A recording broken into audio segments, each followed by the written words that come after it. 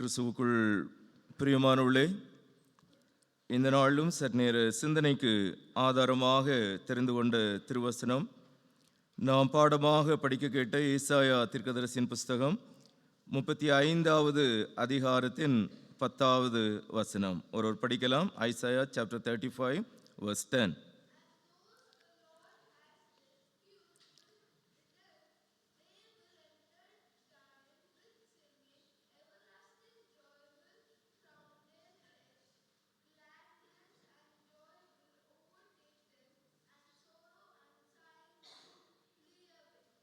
இருந்தவாறே தலை வணங்கி நாம் ஜெபிப்போம்.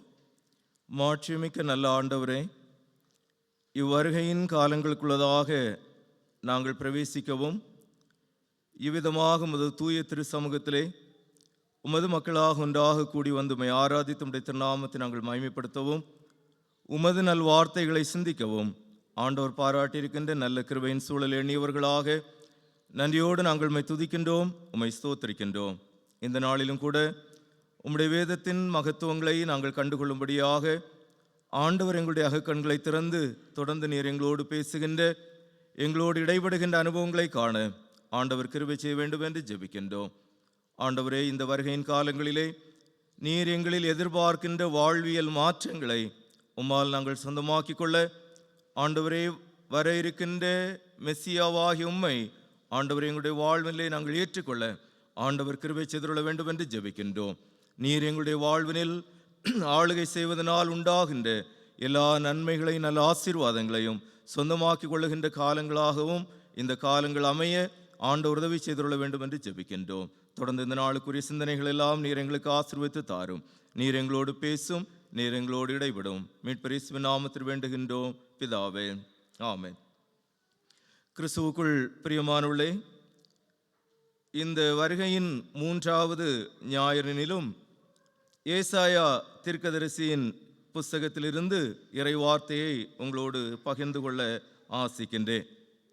தி ப்ராமிஸ் ஆஃப் எட்டர்னல் ஜாய், நித்திய மகிழ்ச்சிக்கான வாக்குறுதி என்பதை ஏசாயா தீர்க்கதரிசியின் புஸ்தகம் 35வது அதிகாரத்தின் 10வது வசனத்திலே நாம் படிக்கின்றோம். கர்த்தரால் மீட்கப்பட்டவர்கள் திரும்பி ஆனந்த களிப்புடன் பாடி சீயோனுக்கு வருவார்கள். நித்திய மகிழ்ச்சி அவர்கள் தலையின் மேல் இருக்கும். சஞ்சலமும் மகிழ்ச்சியும் அடைவார்கள். சஞ்சலமும் தவிப்பும் ஓடிப்போம் என்பது.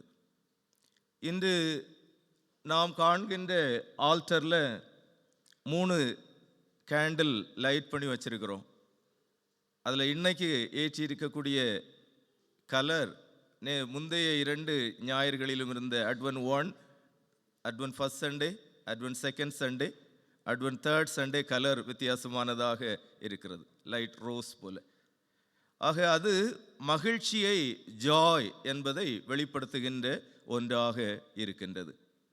ஆண்டவருடைய வருகையின் அருகாமை என்று சொல்லுவது நமது வாழ்விற்கு சந்தோஷத்தை கொண்டு வருகின்றது என்பதை இங்கே ஏசாயா தீர்க்கதரிசி கூறுகின்றதை நாம் பார்க்கின்றோம்.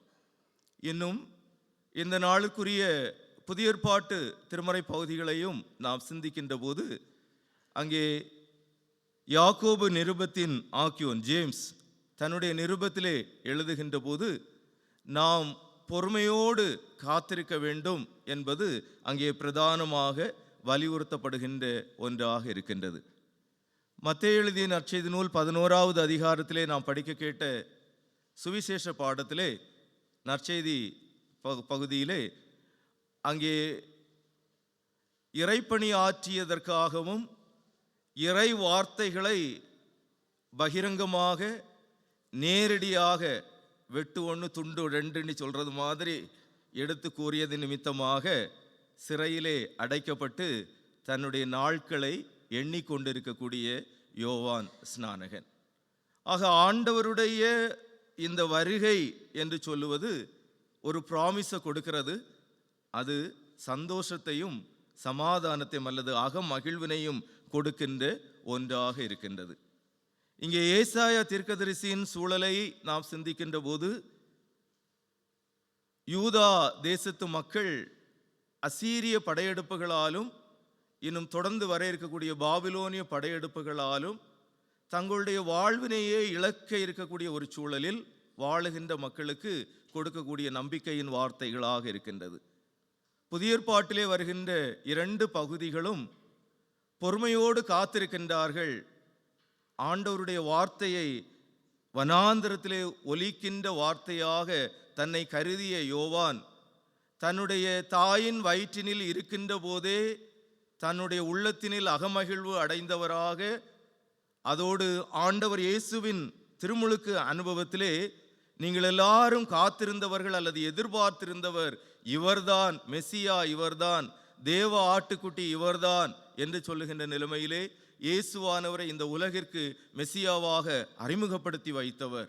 இப்போது அவருக்குள் எழுகின்ற கேள்விகள், வருகிறவர் நீர்தானா, இல்லை வேறொரு வர்றதுக்கு இன்னும் நான் காத்துக்கிட்டு இருக்கணுமா அப்படின்னு சொல்லுகின்ற சந்தேகங்களும் அல்லது சூழ்நிலைகளில் மாற்றங்களும் என்பவைகளெல்லாம் நான் எதிர்பார்த்தது போல இல்லையே, things are changed, it's moving in different perspective என்று சொல்லுவதை போல எதிர்நோக்குகளெல்லாம் அவரை ஏமாற்றம் அடைய செய்வதை போல இருக்கக்கூடிய ஒரு சூழல். வானம் கருத்து மழை பெய்தாதான் நிலம் விளைச்சல் தரும்.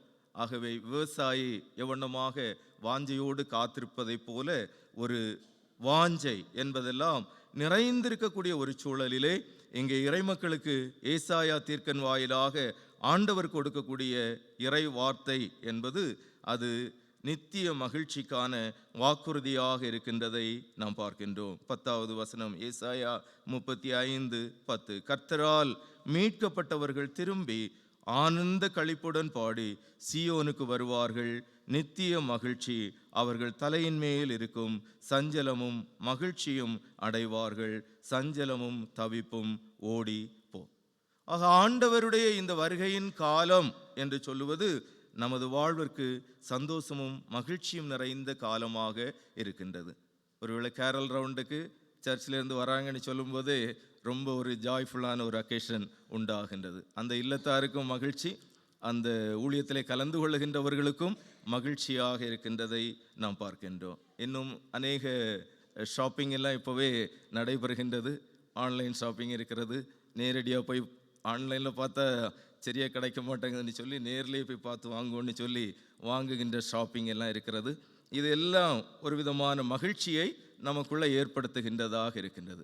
ஆனால் எல்லா மகிழ்ச்சியும் ஒரு லிமிட் வந்துடுது. அதுக்கு பிறகு அப்படி ஃபேட் ஆகக்கூடிய ஒரு நிலைமையில் இருக்கின்றதை நாம் பார்க்கின்றோம். ஆனால் இங்கே ஒரு நித்தியமான நிலைவரமான இட்டர்னல் ஜாய் என்பதை ஆண்டவர் நமது வாழ்விற்கு தர அவர் வருகின்றார் என்பதை நாம் காண்கின்றோம். ஆக ஆண்டவர் நமக்கு தருகின்ற இந்த நித்திய மகிழ்ச்சி எத்தகையது என்பதை சிந்திக்கின்ற போது 3 காரியங்களை சுருக்கமாக இந்த நாளிலும் உங்களோடு பகிர்ந்து கொள்ள ஆசிக்கின்றேன். ஆக ஆண்டவர் நமக்கு தருகின்ற இந்த மகிழ்ச்சி என்று சொல்லுவது அது இயற்கையிலே முதலாவது வெளிப்படுகின்ற ஒன்றாக, இயற்கையை மாற்றுருவாக்கம் செய்கின்ற ஒன்றாக இருக்கின்றது என்பதை இங்கே ஏசாயா தீர்க்கன் வெளிப்படுத்துகின்றதை நாம் பார்க்கின்றோம். ஏசாயா தீர்க்கதரிசியின் புஸ்தகம் 35வது அதிகாரத்தின் 1வது வசனத்தையும் 2வது வசனத்தையும் நாம் படிக்கின்ற போது, வனாந்தரமும் வறண்ட நிலமும் மகிழ்ந்து கடுவழி கழித்து புஷ்பத்தை போல செழிக்கும். அது மிகுதியாய் செழித்து பூரித்து ஆனந்த களிப்புடன் பாடும். லீபனோனின் மகிமையும் கர்மேல் சாரோன் என்பவைகளின் அலங்காரமும் அதற்கு அளிக்கப்படும். அவர்கள் கர்த்தருடைய மகிமையையும் நமது தேவனுடைய மகத்துவத்தையும் காண்பார்கள். ஆக ஆண்டவர் இறைமக்களுக்கென வாக்குறுதி செய்து கொடுத்த இந்த தேசம் என்று சொல்லுவது ஒரு வளம் நிறைந்த தேசம் என்பது திருமறையிலே கூறப்படுகின்ற உண்மையாக இருக்கின்றதை நாம் பார்க்கின்றோம். ஒருவேளை உபாகமத்திலே நாம் படிக்கின்ற போது அங்கே ஆண்டவர் இறைமக்களுக்கு கொடுக்க இருக்கக்கூடிய தேசம் எப்படிப்பட்டது என்பதை அவர் ஒப்பிடுகின்ற போது அது எகிப்துக்கு இணையான தேசம் அல்ல, அதை காட்டிலும் மேலான ஒரு தேசம் என்று கூறுகின்றார். நைல் நதியினால புரண்டோடுகின்ற அந்த நைல் நதி எப்பொழுதும் வற்றாத ஜீவ நதியாக எகிப்து தேசத்திற்கு வாழ்வு கொடுத்து கொண்டே இருக்கக்கூடிய ஒரு தேசம் அது என்பதை போல இருந்தாலும் அதைவிடவும் மேலான ஒரு தேசம். ஏனெனில் இந்த தேசம் ஆண்டவரே அதை விசாரிக்கின்ற தேசம், ஆண்டவரே அதற்கு நீர் பாய்ச்சுகிற தேசம். நைல்ல வரக்கூடிய நதி நீரை வச்சு நீங்க காலால் நீர் பாய்ச்சி உங்களுக்கான ஆகாரத்தை விளைவித்தீர்கள். ஆனால் இந்த தேசம் அப்படிப்பட்ட தேசம் அல்ல, மாறாக ஆண்டவரே அதை விசாரிக்கின்ற தேசம், ஆண்டவரே அதற்கு மழை பொழிவினை கொடுக்கின்ற தேசம், அது தானாக பலன் கொடுக்கக்கூடிய தேசம், அது அலங்காரமான ஒரு தேசம் என்று சொல்லுகின்ற நிலைமையிலெல்லாம் உபாகம நூலிலே இறைவார்த்தைகள் அங்கே அதை வர்ணிக்கின்றது. எனினும் இங்கே ஏசாயா தீர்க்கனின் காலத்தினில் நாம் சிந்திக்கின்ற போது இப்படிப்பட்ட ஒரு உன்னதமான ஒரு தேசம், ஒரு மகிமை மிக்க தேசம் என்று சொல்லுவது தனது வாழ்வினை இழந்ததாக அல்லது தன்னுடைய மாட்சிமையை இழந்து நிற்கின்ற ஒரு தேசமாக இருப்பதை அவர் தன்னுடைய 1வது அதிகாரத்திலே காணுகின்றதை நாம் பார்க்கின்றோம். ஏசாயா 1வது அதிகாரத்தின் 2வது வசனத்தையும் 7வது வசனத்தையும் நாம் படித்தோம் என்று சொன்னால், ஐசாயா சாப்டர் 1 verse 2 and 7, வானங்களே கேளுங்கள், பூமியே செவிகொடு, கர்த்தர் பேசுகிறார். நான் பிள்ளைகளை வளர்த்து ஆதரித்தேன், அவர்களோ எனக்கு விரோதமாய் கலகம் பண்ணினார்கள் என்று கூறுகின்றார். அதோடு மாத்திரமல்ல, 7வது வசனத்தில் உங்கள் தேசம் பாழாயிருக்கிறது, உங்கள் பட்டணங்கள் அக்கினியினால் சுட்டரிக்கப்பட்டது, உங்கள் நாட்டை அந்நியர் உங்கள் கண்களுக்கு முன்பாக பட்சிக்கிறார்கள், அது அந்நியரால் கவிழ்க்கப்பட்ட பாழ் தேசம் போல் இருக்கிறது. It has lost it's glory. ஆக ஆண்டவருடைய பார்வையினில் ஒரு உயர்வானதாக மகிமை பொருந்தியதாக காணப்பட்ட ஒரு தேசம் ஏசாயா தீர்க்கன் இறைவாக்கு இருக்கின்ற போது அவர் காணுகின்ற காட்சி என்று சொல்லுவது பாழ்பட்டு நிற்கக்கூடிய ஒரு தேசம் என்பதை போல. ஒருவேளை இன்னைக்கு இருக்கக்கூடிய சூழ்நிலையில ஒரு தேசத்திற்கு 2 தேசங்களுக்கு இடையே, இஸ்ரேல் ஹமாஸை நாம் எடுத்துக்கொள்வோமே, அந்த யுத்தம் துவங்குவதற்கு முன்பதாக அவர்களுடைய வாழ்வு எவ்வளவு உயர்வானதாக இருந்தது, அந்த தேசத்தின் கட்டடங்கள் எல்லாம் எவ்வளவு கலைநயம் மிக்கவைகளாக, எவ்வளவு செல்வ செழிப்போடு அவர்கள் வாழுகின்றார்கள் என்பவைகளெல்லாம் அது காட்டியது. ஆனால் குண்டுமழை பொழிந்த பின்பு எல்லாம் பாழ்பட்டு நிற்கின்றது, உடைக்கப்பட்ட கட்டடங்களாக மாறி கிடக்கின்றது, உருக்குலைந்தவைகளாக அவைகள் கிடக்கின்றது, வாழ்வதற்கு வழியில்லாத ஒன்றாக அது மாறி இருக்கின்றது என்பதை போல, அதனுடைய அழகினை அது இழந்து நிற்கின்றதை போல இங்கே இஸ்ரவேல் சமூகம் அல்லது யூதா தேசம் வாழ்விழந்து நிற்கக்கூடிய ஒரு இறை காட்சியை இங்கே ஏசாயா தீர்க்கன் காணுகின்ற போது அவர் கூறுகின்றார், இந்த தேசம் ஆண்டவரால் பராமரிக்கப்படுகின்ற தேசம், ஆண்டவரால் வாழ்வு கொடுக்கக்கூடிய ஒரு தேசம் என்று சொல்லுவது வனாந்திரமானதாக கிடக்கின்றது, அது வறண்ட நிலமாக கிடக்கின்றது, அது கடுவெளியாக கிடக்கின்றது. ட்ரைட் வில்டர்னஸ் அண்ட் டெசர்ட் என்று சொல்லுகின்ற நிலைமையிலே அதுகள் வர்ணிக்கப்படுகின்றதாக இருக்கின்றது.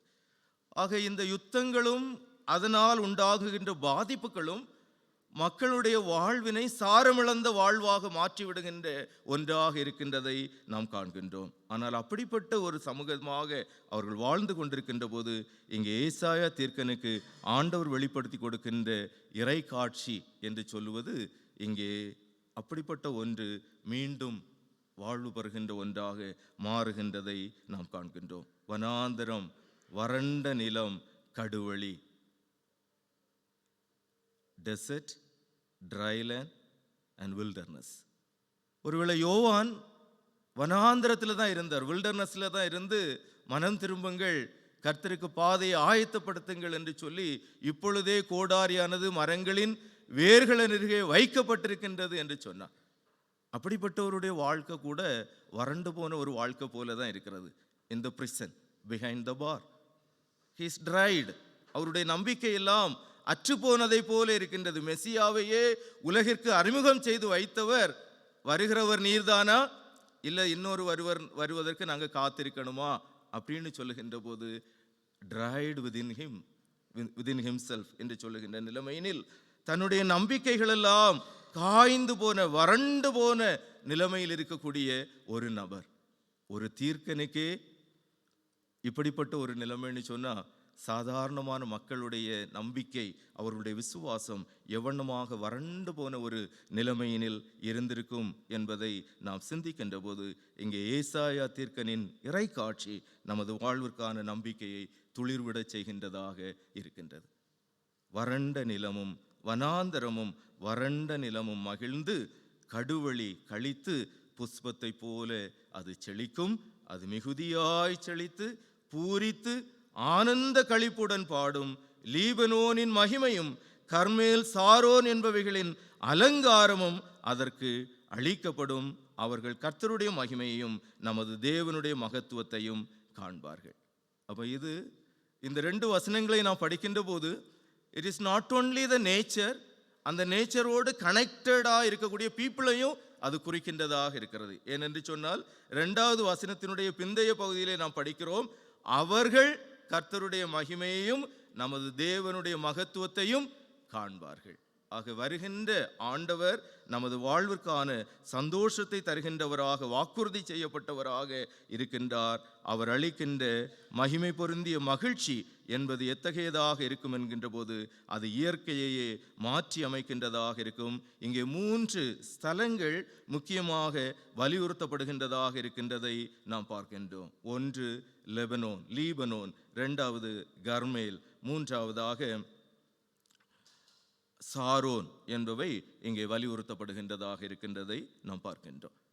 ஆக இந்த 3 இடங்களும் ஆண்டவர் இஸ்ரவேல் மக்களுக்கு கொடுத்த இந்த நிலவியல் அமைப்பில் மிக பிரதானமானவைகளாக இருக்கின்றதை நாம் பார்க்கின்றோம்.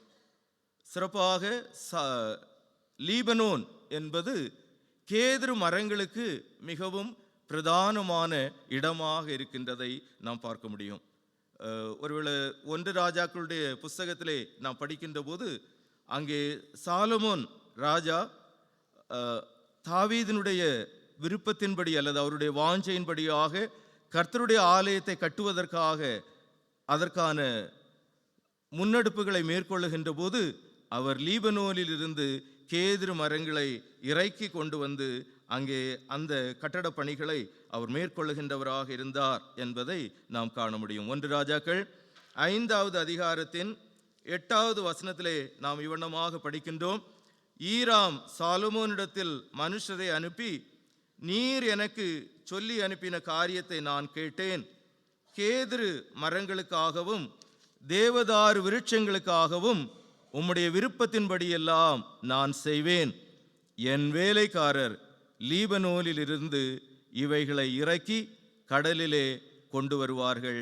அங்கே இருந்து அவங்க கப்பல் வழியாட்டு கொண்டு வந்து சாலமோனுக்கு கொடுப்பார்னு சொல்லி 10வது வசனத்தில் அப்படியே ஈராம் சாலமோனுக்கு வேண்டிய மட்டும் கேதுரு மரங்களையும் தேவதாரு விருட்சங்களையும் கொடுத்தான் என்று நாம் பார்க்கின்றோம். அடுத்த அதிகாரத்தில் நாம் படிக்கின்ற போது அங்கே எருசலேம் தேவாலயம் எவனமாக இந்த மர வேலைகளினால் சிறப்பாக கட்டப்பட்டது என்பதெல்லாம் அங்கே வலியுறுத்தப்படுகின்றதாக இருக்கின்றதை நாம் பார்க்கின்றோம்.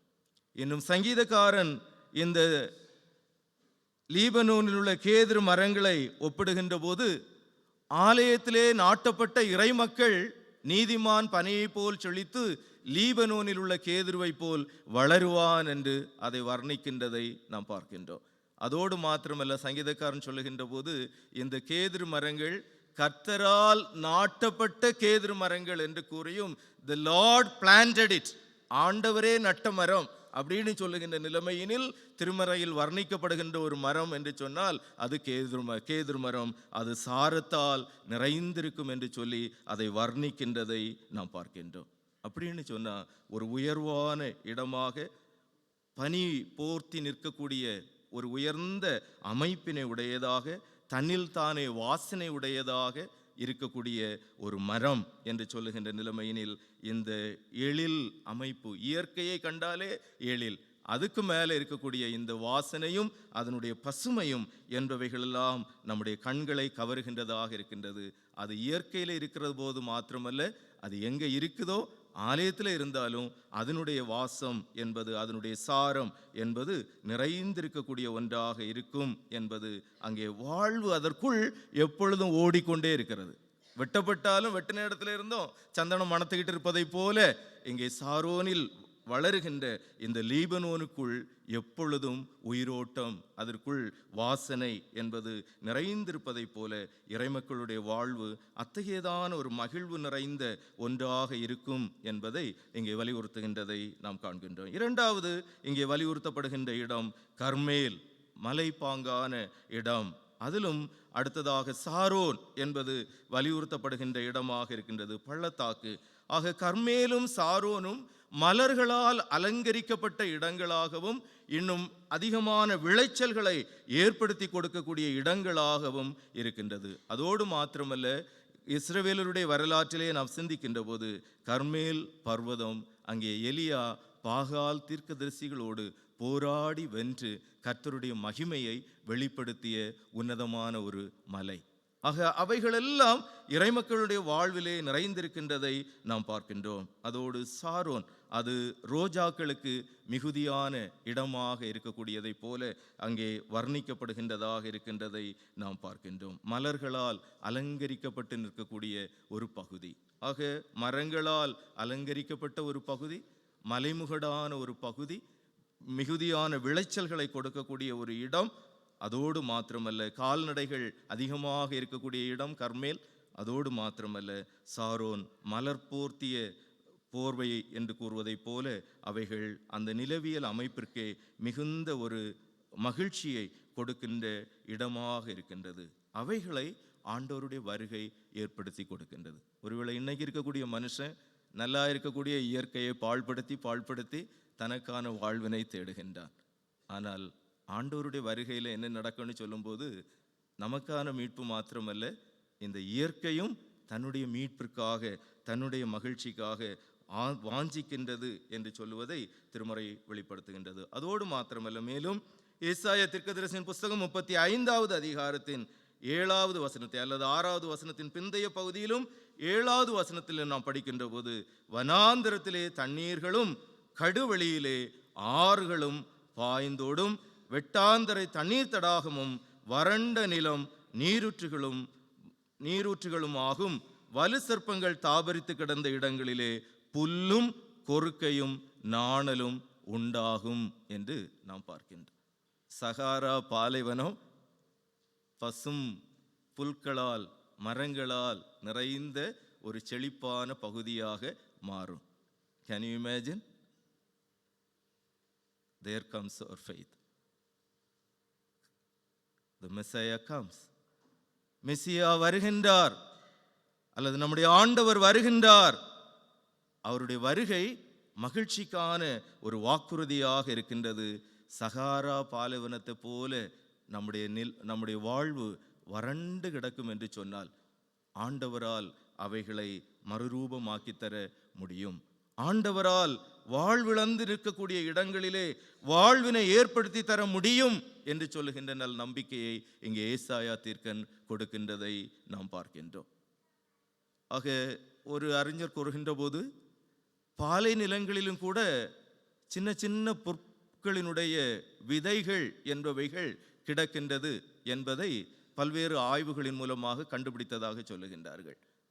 அந்த இடங்களிலே எப்போதாவது லேசாக தூவுகின்ற சிறு பனிச்சாரல், பெருமழை இருக்காது, லேசாக அந்த கிளைமேட் சேஞ்ச் ஆயிட்டாலே போதும், எத்தனையோ ஆண்டுகளாக அந்த இடத்துல காத்து கிடக்கக்கூடிய விதைகள் வேகமாக அவைகள் துளிர் விடுகின்றதை காண முடியும் என்று சொல்லுகின்ற நிலைமையிலே உலகின் பல இடங்களில் இருக்கக்கூடிய இந்த பாலை வனங்களை ஆராய்ச்சி செய்கின்ற ஆராய்ச்சியாளர்கள் குறிப்பிடுகின்றதை நாம் பார்க்கின்றோம். ஆக நம்முடைய ஆண்டவர் நமது வாழ்வினில் வருகின்ற போது அவர் அனுதினமும் வந்து கொண்டே இருக்கின்றார். அவர் மீண்டும் வர இருக்கின்றார். அவர் நம்முடைய வாழ்வினில் வருகின்ற போது இவ்வண்ணமாக காய்ந்து கிடக்கின்ற பாலைவனம் என்பது வாழ்வு பெறுகின்ற ஒரு இடமாக மாறும். அது லீபனோனுக்கு ஒப்பானதாக இருக்கும், அது கர்மேலுக்கு ஒப்பானதாக இருக்கும், அது சாரோனுக்கு ஒப்பானதாக இருக்கும் என்பதை இங்கே திருவார்த்தை வெளிப்படுத்துகின்றதை நாம் காண்கின்றோம். அதைத்தான் பவுலப்போஸ்தலன் தன்னுடைய நிருபங்களிலே குறிப்பிடுகின்ற போது, ரோமருக்கு எழுதிய நிருபத்திலே 8வது அதிகாரத்தின் 19வது வசனத்திலே இவ்வண்ணமாக குறிப்பிடுகின்றார். மேலும் தேவனுடைய புத்திரர் வெளிப்படுவதற்கு சிருஷ்டியானது மிகுந்த ஆவலோடு காத்து கொண்டிருக்கிறது. It is not only we await eagerly or with anticipation. இந்த இயற்கையும் ஆண்டவருடைய வருகைக்காக ஆவலோடு காத்து நிற்கின்றது என்பதை அவர் வலியுறுத்துகின்றார். ஒருவேளை இந்த நாட்களில் நாம் அதிகமாக கிறிஸ்து பிறப்பு பாடல்களை எல்லாம் பாடுகின்றோம். அதில் சிறப்பான ஒரு பாடல் ஜாய் டு த வேர்ல்ட். அந்த பாடலை இயற்றியவர் ஐசக் வாட்ஸ் அவர்கள், இங்கிலாந்து தேசத்தை சேர்ந்தவங்க. ஆனால் அந்த பாட்டில் இருக்கக்கூடிய வரிகளை நீங்கள் படிச்சீங்கன்னு சொன்னால் இயற்கையும் நம்மளோடு கூட சேர்ந்து மகிழணும்னு சொல்லி அவர் பாடுகின்ற பாடல் வரிகளை அதில் நாம் பார்க்க முடியும். இந்த நேச்சர் என்பது இல்லாமல் நம்முடைய வாழ்க்கை இல்லை. ஆக கிறிஸ்து பிறப்பின் பண்டிகையை கொண்டாடுவதற்காக ஆயத்தப்படுகின்ற நாம் இயற்கையை நம்ம விட்டு கொஞ்சம் தள்ளி வச்சுக்கிட்டு நான் செயற்கையாக கிறிஸ்மஸை கொண்டாடுறேன்னு சொல்லி கொண்டாட முழுமைன்னு சொன்னால் அது கொஞ்சம் முரண்பட்டு நிற்கிறதுக்கு இணையானதாக இருக்கும். இல்லை, நாம் கிறிஸ்மஸ் கொண்டாட வேண்டும், கிறிஸ்து வருகையை கொண்டாட வேண்டும் என்று சொல்லுகின்ற போது இயற்கையோடு நாம் இசைந்து வாழ வேண்டும் என்பதையும், ஏனெனில் ஆண்டவருடைய சிருஷ்டிப்பும் இங்கே சிறப்பான ஒரு இடம் பெறுகின்றது என்பதை நாம் நினைவு கூர்ந்து கொண்டாடுவதற்கு அழைக்கப்படுகின்றவர்களாக இருக்கின்றோம். ஒருவேளை இன்னைக்கு தனி மனிதனுடைய நலன்களுக்காக பெரிய பெரிய மலைகள் எல்லாம் உடைக்கப்படுகின்றது, அநேக இயற்கையின் வளங்கள் எல்லாம் அழிக்கப்படுகின்றதாக இருக்கின்றதை நாம் பார்க்கின்றோம். அப்படிப்பட்ட ஒரு உலகத்தில் நாம் வாழ்ந்து கொண்டிருக்கின்ற போது இந்த இறை வார்த்தைகளை எல்லாம் எவ்வண்ணமாக நாம் கனெக்ட் பண்ணி அவைகளை புரிந்து கொள்வது என்பதெல்லாம் சவால் நிறைந்த ஒன்றாகவே நம் கண்களுக்குண்டாக நம்முடைய வாழ்வின் காலத்திலே இருக்கின்றதை நாம் காண்கின்றோம். எனினும் ஆண்டவருடைய இறை வார்த்தை இங்கே கூறுகின்ற போது வனாந்தரமும் வறண்ட நிலமும் கடுவெளியும் மகிழ்ந்து அது புஷ்பத்தை போல செழிக்கும். ஆண்டவர் அதற்கு வாழ்வு கொடுப்பார், ஆண்டவர் அதற்கு அலங்காரத்தை கொடுப்பார் என்கின்ற ஒரு நல் நம்பிக்கை நாம் இந்த வருகையின் காலங்களிலே மகிழ்ச்சி கொள்வதற்கு நம்மை அழைக்கின்றதாக இருக்கின்றது. இரண்டாவதாக நாம் சிந்திக்கின்ற போது இங்கே 3வது வசனத்திலிருந்து 6 வரை உள்ள வசனங்களை நாம் படிக்கின்ற போது அங்கே ஒரு தோய்ந்து போன ஒரு சமூகத்தை நாம் காண்கின்றோம். அதாவது வீழ்ந்து போன அல்லது மடங்கடிக்கப்பட்ட ஒரு சமூகம் மீண்டும் வாழ்வு பெறுகின்ற ஒன்றாக இருக்கின்றதை நாம் பார்க்கின்றோம். சிறப்பாக ஏசாயா தீர்க்கதரிசியின் புஸ்தகம் 35வது அதிகாரத்தின் 3வது வசனத்திலிருந்து நாம் படிக்கின்ற போது தளர்ந்த கைகளை திடப்படுத்தி தள்ளாடுகிற முழங்கால்களை பலப்படுத்துங்கள், மனம் பதறுகிறவர்களை பார்த்து நீங்கள் பயப்படாதிருங்கள், திடன் கொள்ளுங்கள், இதோ உங்கள் தேவன் நீதியை சரிகட்டவும் உங்கள் தேவன் பதிலளிக்கவும் வருவார், அவர் வந்து உங்களை ரட்சிப்பார் என்று சொல்லுங்கள். அப்பொழுது குருடரின் கண்கள் திறக்கப்பட்டு செவிடரின் செவிகள் திறவுண்டு போம், அப்பொழுது முடவன் மானை போல் குதிப்பான், ஊமையின் நாவும் கம்பீரிக்கும் என்று நாம் பார்க்கின்றோம். இயற்கையை பார்த்தோம், இப்போ ஒரு கம்யூனிட்டி ஆர் பீப்புள் என்பதை நாம் காண்கின்றோம். அவர்கள் யார் என்று சொல்லுகின்ற போது எல்லாரும் பலவீனமானவர்களாக இருக்கிறார்கள். ஃபீபிள் அண்ட் வீக், தளர்ந்த கைகள், தள்ளாடுகிற முழங்கால்கள். ஒருவேளை ஒரு யுத்தமான ஒரு சூழலை எண்ணி பாருங்கள். யுத்தம் நடைபெற்று முடிந்த பின்பு நாம் அந்த இடத்துல போனோம் என்று சொன்னால் யுத்தம் தொடங்குறதுக்கு முன்பதாக பலசாலிகள் பலவான்கள் என்று இருந்தவர்கள் எல்லாம் இன்னைக்கு கூனி குறுகி அந்த யுத்தத்தின் பாதிப்பினால பாதிக்கப்பட்ட நிலைமையில் இருக்கின்ற போது இன்னொரு சத்தம், ஒரு சைரன் கேட்குதுன்னு சொன்னாலே அதனுடைய தாக்கத்தை கேட்டு விலவிலத்து போகக்கூடிய நிலைமையில் இருக்கலாம். அவர்கள் கைகள் வலுவிழந்ததாக இருக்கலாம், அவர்கள் கால்கள் பலமிழந்ததாக இருக்க முடியும், மனம் பதறுகின்ற ஒரு நிலைமையில் இருக்க முடியும். அண்டர் கிரவுண்டில் போய் தங்கியிருந்து வெளியில் வந்தவங்க கிட்ட கேட்டால் தெரியும் எவ்வளமாக இந்த குண்டு வெடிப்புகளிலிருந்து அவர்கள் தப்பி வந்தார்கள் என்பவைகளெல்லாம். ஆனால் இங்கே ஏசாயா தீர்க்கன் ஒரு நேர்மறையான செய்தி அவர்களுக்கு கொடுக்கின்றார். திடன் கொள்ளுங்கள் என்று கூறுகின்றார். Be courageous, be strong. ஏன்? இதோ உங்கள் தேவன் நீதியை சரிகட்டவும் உங்கள் தேவன் பதிலளிக்கவும் வருவார், அவர் வந்து உங்களை ரட்சிப்பார் என்று சொல்லுங்கள். 5வது வசனத்திலே நாம் படிக்கின்றோம், அங்கே யார் இருக்கின்றார்கள்? குருடர் இருக்கின்றார்கள். அங்கே யார் இருக்கின்றார்கள்? செவிடர் இருக்கின்றார்கள். அங்கே 6வது வசனம், அங்கே முடவன் இருக்கின்றான், அங்கே ஊமையன் இருக்கின்றான். வலுவிழந்த கைகள், வலுவிழந்த கால்கள், பதறுகின்ற மனங்கள், கண் அற்றவர்கள், செவி அற்றவர்கள், கேட்கின்ற திறனற்றவர்கள், பேசுவதற்கு திறனற்றவர்கள், குரல் வளை ஒடிக்கப்பட்டவர்கள்.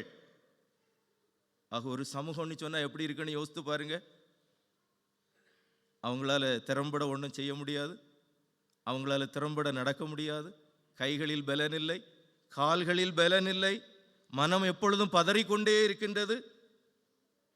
காண்பதற்கு விழிகள் இல்லை, கேட்பதற்கு செவித்திறன் இல்லை, பேசுவதற்கு நடப்பதற்கு கால்கள் இல்லை, முடமாக்கப்பட்டவர்களாக இருக்கின்றார்கள், பேசுவதற்கு நாவற்றவர்களாக இருக்கின்றார்கள் அல்லது குரலற்றவர்களாக இருக்கின்றார்கள். இப்படிப்பட்ட ஒரு சமூகத்தை ஏசாயா தீர்க்கன் கண்டு கூறுகின்றார். கர்த்தரால் மீட்கப்பட்டவர்கள் திரும்பி ஆனந்த களிப்புடன் பாடி சீயோனுக்கு வருவார்கள், நித்திய மகிழ்ச்சி அவர்கள் தலையின் மேல் இருக்கும், சந்தோஷமும் மகிழ்ச்சியும் அடைவார்கள், சஞ்சலமும் தவிப்பும் ஓடி போகும் என்று கூறுகின்றார். ஆக மத்தேயு 11வது அதிகாரத்தில் வருகிறவர் நீர்தானா, இன்னொருவர் வருவதற்கு காத்திருக்கணுமா அப்படின்னு கேட்கின்ற போது ஆண்டவர் இந்த சமூகத்துக்கு அவர் செய்கின்ற மெசியாவின் விடுதலை ஆக்குகின்ற பணியை கூறுகின்றார். செவிடர் கேட்கின்றார்கள். மத்தேயு 11வது அதிகாரத்திலே நாம் படிக்கின்ற போது 5வது வசனத்திலே, குருடர் பார்வையடைகிறார்கள், சப்பாணிகள் நடக்கிறார்கள், குஷ்டரோகிகள் சுத்தமாகிறார்கள், செவிடர் கேட்கிறார்கள், மரித்தோர் எழுந்திருக்கிறார்கள், தரித்திரருக்கு சுவிசேஷம் பிரசங்கிக்கப்படுகிறது என்று சொல்லி ஆண்டவர் இயேசு இங்கே தனது மெசியாவின் பணியை நிறைவேற்றுகின்ற இந்த சமூகத்தோடு தன்னை இணைத்துக் கொள்ளுகின்றவராக இருக்கின்றதை நாம் பார்க்கின்றோம். ஆக ஆண்டவர் அளிக்கின்ற ஒரு மகிழ்வு என்பது இத்தகையருடைய வாழ்விலே நடைபெறுகின்ற ஒன்றாக இருக்கின்றது. ஒருவேளை நீங்கள் கேம்பில் இருக்கக்கூடிய மிலிட்ரி இதில் எல்லாம் போனீங்கன்னு சொன்னால் அதுக்குன்னு சொல்லியே ஒரு டிபார்ட்மெண்ட் இருக்கிறது. போரில் கைகளையும் கால்களையும் இழந்தவங்களுக்கு ஆர்டிஃபிஷியலாக அவர்களுக்கான கைகள் கால்கள் எல்லாம் பொருத்தி கொடுப்பதற்குன்னு சொல்லியே ஒரு டிபார்ட்மெண்ட் இருந்து கொண்டிருக்கின்றதை நாம் பார்க்கின்றோம். ஆக கரங்கள் அற்றவர்களாக வாழுகின்ற மக்கள், கால்கள் இழந்தவர்களாக வாழுகின்ற மக்கள், போராட்டங்களிலே நின்று குரலொலி எழுப்பியதற்காக துப்பாக்கி குண்டை கொண்டு தொண்டையிலே அடித்து கொலை செய்யப்பட்டவர்கள், இவைகளெல்லாம் நம்முடைய தேசத்திலும் நடைபெற்று கொண்டுதானே இருக்கின்றது. ஆக இப்படிப்பட்ட நிலைமைகளில் வாழுகின்ற மக்களுக்கு இங்கே ஆண்டவர் ஆனந்த களிப்பை கொடுக்கின்றவராக செயல்படுகின்றவராக இருக்கின்றார் என்கின்ற நல் நம்பிக்கையை கொடுக்கின்றதை நாம் பார்க்கின்றோம். அதோடு மாத்திரமல்ல, அடுத்ததாக 3வதாக நாம் சிந்திக்கின்ற போது இங்கே ஆண்டவர் கொடுக்கக்கூடிய இந்த மகிழ்ச்சியின் வாக்குறுதி என்று சொல்லுவது அது பரிசுத்தமான ஒரு பாதையில் நடக்கிறவங்களுக்கு கொடுக்கப்படுகின்ற ஒரு வாக்குறுதி என்பதை நாம் காண்கின்றோம். 8வது வசனத்திலே நாம் படிக்கின்றோம், 8-9 ஆகிய வசனங்களிலே ஏசாயா 35:8-9, அங்கே பெரும் பாதையான வழி இருக்கும், அது பரிசுத்த வழி எனப்படும், தீட்டுள்ளவன் அதிலே நடந்து வருவதில்லை, அந்த வழியில் நடக்கிறவர்கள் பேதையராயிருந்தாலும் திசை கட்டு போவதில்லை, அங்கே சிங்கம் இருப்பதும் இல்லை, துஷ்ட மிருகம் அங்கே போவதும் இல்லை, அங்கே காணப்படவும் மாட்டாது, மீட்கப்பட்டவர்களே அதிலே நடப்பார்கள். The Lord is coming to redeem you and to make you to walk in the path of righteousness. நீதியின் பாதையிலே, இந்த path of holiness, பரிசுத்தத்தின் பாதையிலே வழிநடத்துவதற்கு ஆண்டவர் வருகின்றார். ஆக மகிழ்ச்சி நம்ம எல்லாருக்கும் அவசியம்தான். அந்த மகிழ்ச்சிக்காக பல காரியங்களை நாம் செய்கின்றவர்களாக இருக்கலாம். ஆனால் அந்த மகிழ்ச்சி எதன் மூலமாக கிடைக்கின்ற மகிழ்ச்சி என்று ஏசாயா தீர்க்கன் இறைக்காட்சி காண்கின்ற போது joy with holiness, பரிசுத்தத்தினால் வருகின்ற ஒரு சந்தோஷம் அல்லது மகிழ்ச்சி என்பது இங்கே வெளிப்படுத்தப்படுகின்றதாக இருக்கின்றதை நாம் காண்கின்றோம். அது பரிசுத்த வழி எனப்படும். தீட்டுள்ளவன் அதிலே நடந்து வருவதில்லை. அந்த வழியிலே நடக்கிறவர் பேதையராயிருந்தாலும் கெட்டு போவதும் இல்லை. ஆக சியோனுக்கு வருகின்ற இந்த பாதை 10வது வசனத்தில் நாம் படிக்கின்றோம், கர்த்தரால் மீட்கப்பட்டவர்கள் திரும்பி ஆனந்த களிப்புடன் பாடி சியோனுக்கு வருவார்கள். where the Lord dwells, ஆண்டவர் வாசம் செய்கின்ற இடத்திற்கு பிரயாணித்து வருகின்ற இந்த பாதை ஒரு பரிசுத்தமான பாதையாக இருக்கிறது. ஆக இந்த வருகையின் காலத்துக்குள்ளதாக நாம் வந்திருக்கின்ற போது நம்முடைய ஆத்மீக பரிசுத்தத்திற்காக, நம்முடைய உள்ளான பரிசுத்தத்திற்காக நாம் எடுக்கின்ற முயற்சிகள் எத்தகையதாக இருக்கின்றது என்பதையும் நாம் சிந்தித்து பார்க்க அழைக்கப்படுகின்றவர்களாக இருக்கின்றோம். இதே வசனம், அதாவது ஏசாயா 35 10வது வசனம், ஏசாயா தீர்க்கதரிசியின் புஸ்தகம் 51வது அதிகாரத்தினுடைய 11வது வசனத்திலும் இடம்பெறுகின்றதை நாம் பார்க்கின்றோம். அப்படியே கர்த்தரால் மீட்கப்பட்டவர்கள் ஆனந்த களிப்புடன் பாடி சியோனுக்கு திரும்பி வருவார்கள். நித்திய மகிழ்ச்சி அவர்கள் தலையின் மேல் இருக்கும். சந்தோஷமும் மகிழ்ச்சியும் அடைவார்கள். சஞ்சலமும் தவிப்பும் ஓடி போகும் என்று கூறுகின்றார். 40வது அதிகாரத்திலிருந்து தி நியூ புக் அல்லது செகண்ட் ஐசாயா பிகின்ஸ். அதனுடைய ஒரு இன்ட்ரோடக்டரியாக இங்கே ஏசாயா தன்னுடைய 35வது அதிகாரத்தை செட் பண்ணி வைக்கிறார்னு சொல்லுகின்ற போது, what is going to happen, how the lord going to comfort his people, என் ஜனத்தை ஆற்றுங்கள், என் ஜனத்தை தேற்றுங்கள் என்று ஏசாயா 40வது அதிகாரத்திலிருந்து துவங்குகின்றார். அதற்கு ஒரு முன்னோட்டமான ஒரு இறைக்காட்சியை ஏசாயா தீர்க்கன் இங்கே காண்கின்ற போது அதிலே இயற்கையை அவர் இணைத்து கொள்ளுகின்றார். அந்த இயற்கையின் எழில் மிகுந்த ஒரு காட்சியிலே வாழ்விழந்து நிற்கக்கூடிய, சமூகத்தில் பரிதபிக்கத்தக்கக்கூடிய ஒரு நிலைமையில் இருக்கக்கூடிய ஏழை எளிய ஜனங்களை அல்லது புறந்தள்ளப்பட்ட நிலைமையில் வாழுகின்ற ஜனங்களை, இவங்களை கொண்டு இனி நோ யூஸ்ன்னு சொல்லுகின்ற ஒரு சமூகமாக கருதுகின்ற ஒரு சமூகத்திற்கு ஆண்டவர் வாழ்வு கொடுத்து அவர்களை சிங்காரிக்கின்ற ஒரு அனுபவத்தை காணுகின்றோம். அதோடு மாத்திரமல்ல, அவரை பரிசுத்த பாதையில் நடத்தி அவருடைய சமூகத்துக்கு நேராக அவரே அவர்களை வழிநடத்துகின்றவராக இருக்கின்றதை நாம் காண்கின்றோம். ஆக இந்த வருகையின் காலத்தில், இந்த 3வது ஞாயிறில் நம்முடைய வாழ்வினை நாம் சற்று சிந்தித்து பார்ப்போம். எப்படிப்பட்ட ஒரு நிலைமையில் நாம் வாழுகின்றோம் என்று சொல்லி. ஒருவேளை வாழ்க்கையின் எல்லா நம்பிக்கைகளும் இந்த வனாந்தரத்தை போல வறண்டு போயிட்டு காய்ந்து போயிட்டு என்று நினைப்போம் என்று சொன்னால், ஆண்டவருடைய திருவார்த்தை இந்த வருகையின் காலத்திலே நம்முடைய நம்பிக்கையை துளிர்விடச் செய்கின்றது.